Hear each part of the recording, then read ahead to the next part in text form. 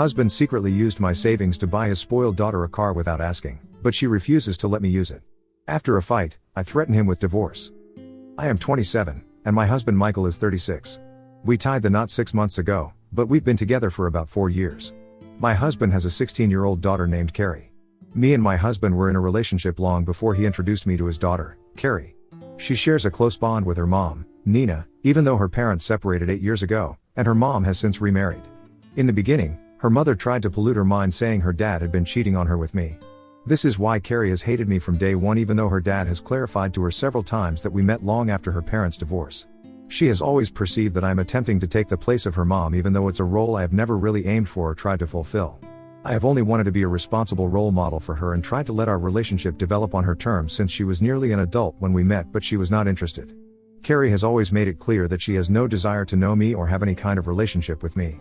It has always seemed to me that she simply did not want her father Michael to move on, and this is why she hates me. Despite my genuine efforts to extend help, she consistently treats me poorly. It's been nearly a year and a half, and there's been no positive change. I've attempted various approaches, such as giving her gifts, discussing relatable topics, and sharing my own experiences from when I was her age, but nothing seems to resonate with her. In the beginning, Carrie lived with her mother, but around a year ago, Carrie expressed her wish to live with her dad. The decision was influenced by the fact that our school district had a better basketball team, something she was passionate about and planned to play well into college. My husband discussed with me the idea of Carrie moving in with me, and at first I was a bit worried, but he assured me saying that this would allow me and Carrie to get to know each other better, and I started feeling genuinely excited about it. I saw her as a wonderful addition to our family. When Carrie moved in, she seemed at first content with her new home and school, but she wasn't particularly thrilled to see me, which I knew all along, but I thought things would get better over time, but it never did. Carrie consistently has made negative comments and insults about almost everything I do. Michael is not really an involved parent, hence as a result he doesn't check things like if Carrie completes her assignment or not, or if she is sneaking out in the middle of the night to drink with her friends. I noticed all these things and for her welfare talked with Michael about it. We tried to establish boundaries or enforce rules, but Carrie would openly challenge our authority. Whether it was about curfew times, household chores, or even basic etiquette, she made a point to defy our instructions and complain to her father about how we shouldn't interfere in her life. She would also talk to her mom and say how I was trying to control her life, and Nina would call to scream at me. I have noticed that she enters my office without knocking to read my personal messages, or eavesdrops on phone conversations. When I confronted her about it, she justified, saying she just wanted to make sure that I was not cheating behind her father's back. This shocked me, and later when Michael decided to have a conversation with her regarding her statement, Carrie told him how she thought I was just a gold digger who was after his money. This is absolutely not true, since I am the only child of my parents who are quite wealthy themselves. I continue to work and have never asked my husband for anything. We even bought this house together where Carrie lives, yet she had the audacity to call me such names. She doesn't eat the food I cook as a way of showing how she thinks that I suck at everything. In the beginning, I used to think maybe she didn't like my style of cooking, so I tried to learn her favorite dishes and left them in the fridge for her to eat whenever she wanted to. The next day, to my shock, I found out that she had thrown the entire dish in the trash. When this continued for 3 to 4 times, I stopped making any efforts whatsoever. If we were sitting all together as a family to watch a movie, she would either leave or sit beside her dad. If she has something to say, then she will ask her dad to come to her room and talk, although it would be something totally normal like asking permission to go somewhere or something about school.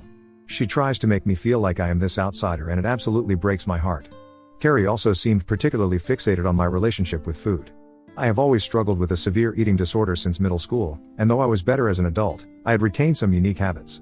I never explicitly shared this with her, but it appeared she had picked up on how sensitive I was to comments about food, and would use this as a means to taunt me. She would comment negatively on how I look.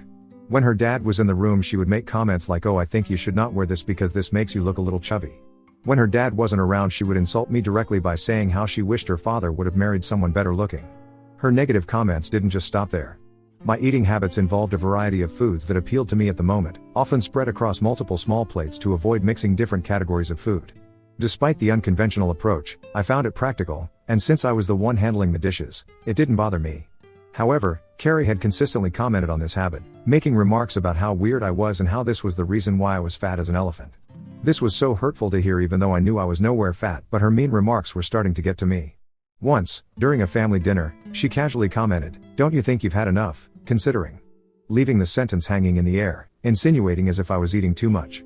I had already had a bad day at work, so in frustration, I told her I didn't care about her opinion and suggested she refrain from speaking to me unless it was an emergency.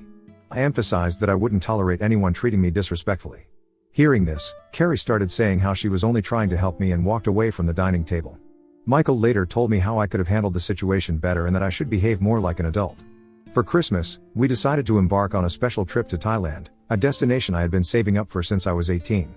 Due to my prudent spending and notable career achievements, I managed to cover the entire cost of the trip as a Christmas gift for my husband, stepdaughter, and myself. We stayed in a stunning Airbnb with 2 bedrooms, a pool, and breathtaking views. However, Carrie deemed the trip a waste of her time, expressing how she would have preferred living more locally. We reminded her that she had agreed to join us, and the location was known to her, but she continued to complain about everything. When we wanted to go out, she would complain about how hot it was and that she didn't want to do any activities with us. She even called Nina from our Airbnb to complain about how much she hated being on this vacation, while Nina tried to reassure her that it was just a matter of a few days anyway. Feeling defeated by her attitude after trying to persistently convince her to join us, we would leave her to sulk in the Airbnb while we explored. On our last day, I felt a bit unwell due to a stomach bug and I vomited several times. Carrie must have noticed this because she suddenly told Michael, "Dad, is she pregnant? I don't want her to ever have a child." Michael immediately told her that she should not talk like that, so in anger she decided to stop talking to me altogether. Since returning home, her silence persisted. She continued to harbor resentment towards everything. When my parents came to visit us, she refused to talk to them and walked right past them. This was extremely disrespectful, so I talked to Michael about it, thinking that for once he would try to make her understand, but as usual, he started defending her, saying how she didn't have to talk to my parents if she didn't want to. I retorted that if she didn't want to acknowledge my parents or me, then I would also start doing the same to her. Michael asked what I meant by that, and I reminded him that I pay for her education as well as her extra training classes in basketball, so I was going to stop doing that and he could take her full responsibility from now on. I would also stop doing any chores for her and he could start doing her dirty laundry, washing her dishes, and cooking her food. Hearing this, he immediately tried to backtrack, saying how I don't have to take things so far and that he would talk to her. That night, I heard him go into his room to talk, but just a few minutes later, I could hear Carrie screaming. I barged into the room due to the commotion to hear Carrie cursing me out, saying how she wished Michael had never met me and that she wished that I was dead. This shocked me immensely, but before I could say something, Michael lost his control. He screamed at her that he had enough of her teenage rebellion and that he was doing everything he could to make this relationship work, but if she didn't like living with us, then she was welcome to go back to her dad. Carrie had tears in her eyes, since this was the first time that I had ever heard Michael finally stand up to her. She started crying, but Michael continued to say how she could start packing her clothes and he would be happy to book her a flight the next day. I decided to intervene and tried to calm the situation down. I told Michael that we needed to take a beat, but Carrie shot me an angry glance, probably still blaming me for her dad's outburst. Since then, we have hardly spoken. She has gone back to hardly talking to me, but at least she doesn't criticize or taunt me anymore. I was happy with this outcome as long as she didn't outright disrespect me. But the thing was that she didn't speak to Michael either, which surprised him completely since she had never given me the silent treatment. He tried to apologize to her several times, but she kept up with her cold and silent demeanor, seemingly unyielding in her resentment. Nina also reprimanded Michael for raising his voice to her, saying that he should choose his daughter over his new wife and that he should be a better dad. Days turned into weeks, and the strained atmosphere persisted. Carrie's refusal to engage in any conversation created an awkward dynamic within our household. In an attempt to break the ice, Michael called for a family meeting where we could openly address our concerns and work towards a resolution. He apologized to her again while I expressed my genuine desire to understand her perspective. I assured her that I was open to finding ways to make our living situation more comfortable for everyone.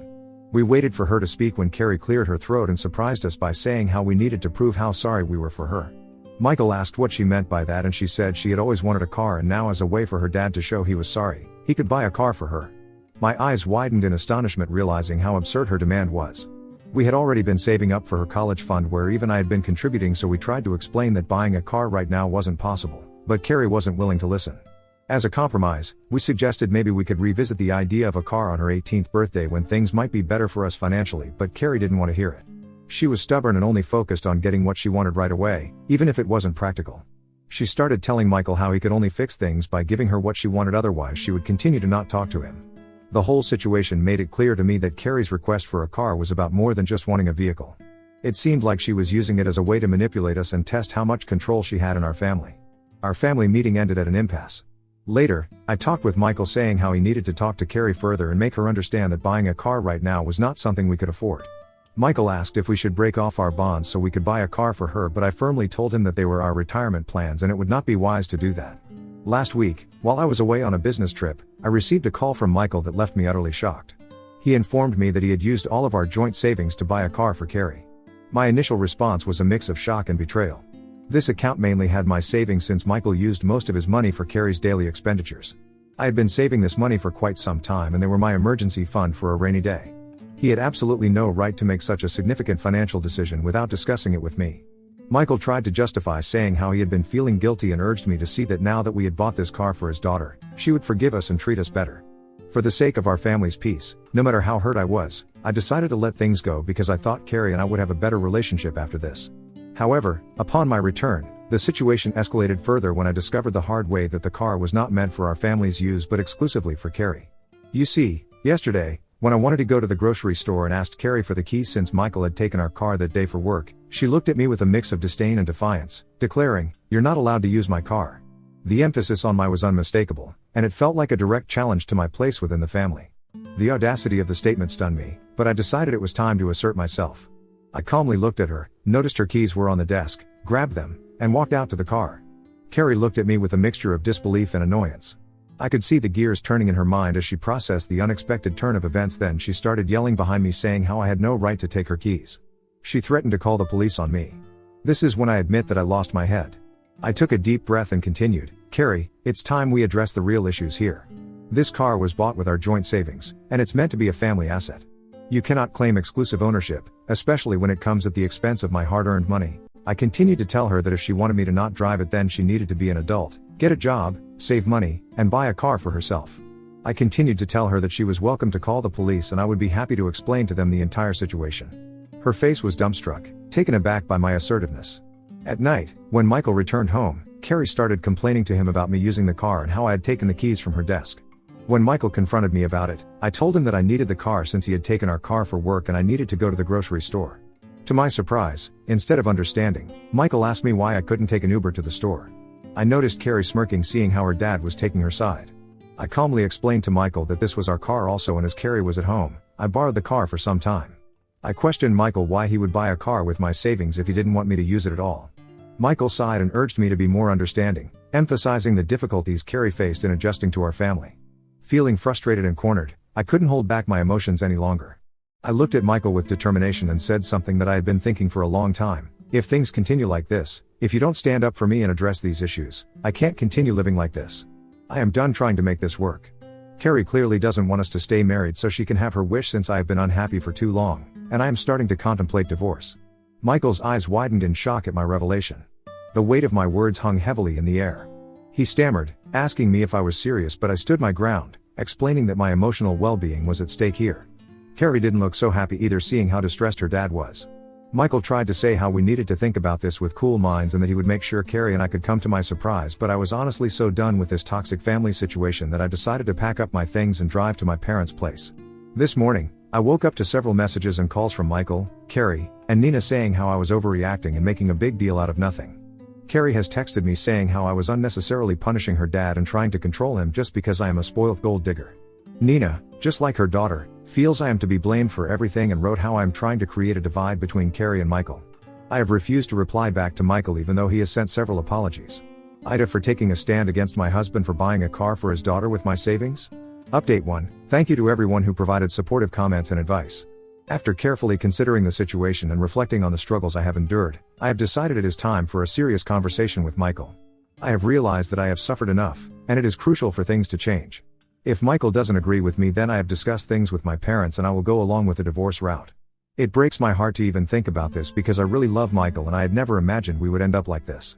Update 2. Hello everyone. Thank you for everyone's patience. It's been a week since my last update. Following my decision to address the issues with Michael, we finally had a heartfelt conversation yesterday.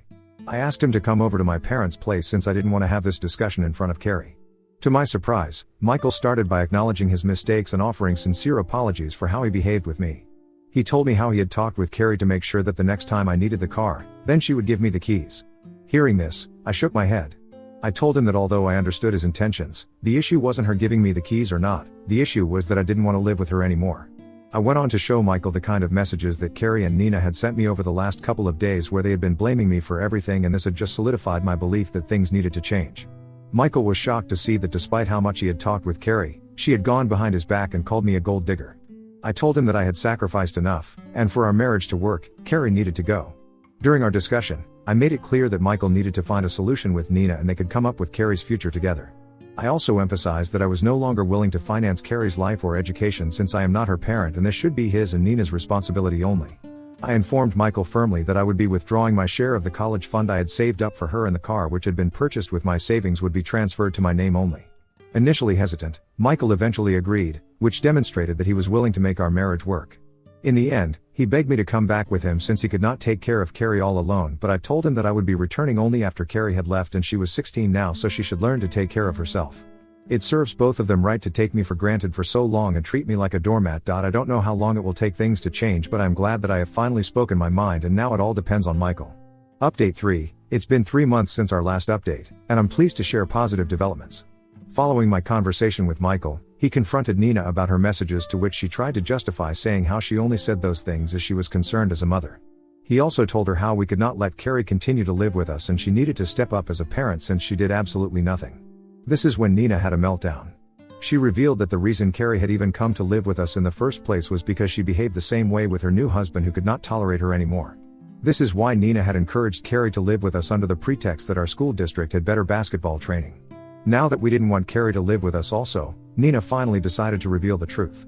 In the end, it was decided that Carrie would live with Nina's parents until she started college. After which she would eventually move into a dorm. Michael had a discussion with Carrie only after everything had been decided and she agreed that she would like to live with her grandparents. Michael also promised her to make up for her not living with us anymore, he would spend every Sunday together doing anything that she wanted. He has kept that promise and they spend every weekend either watching her favorite movies or having lunch together. He is also encouraging her slowly to go to therapy. Michael and Nina are actively saving to purchase a separate car for Carrie which they plan to gift on her 18th birthday. After this arrangement was done, I decided to move back to our house and I have to say that my relationship with Michael has seen further improvement. I no longer feel ashamed to wear anything I want or eat anything I want. I am also no longer financially responsible for Carrie's life and my mental health has improved considerably.